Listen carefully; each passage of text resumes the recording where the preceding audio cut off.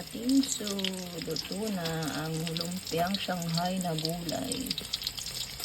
Yan, niliit-liitan ko na yan siya. Hindi ko sa dalawa kasi mahaba. Sarap daw, sabi ni DM. Paborito ni DM to eh.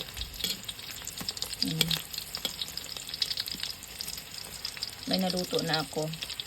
Ayun na yung bata, kumakain na siya. Hindi pa masyado. Hindi pa rin masyado. Ano ba sa DM? Tastes good? Yeah. Siyempre.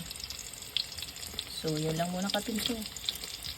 Ingat sa lahat. God bless. And see you mamaya. Pakita ko muna yun. Diba? Hindi pa. Maksayang nga lang ko sa mantika eh. Kulang mag-isa nito nagluto. Marunong ako magluto kahit ano.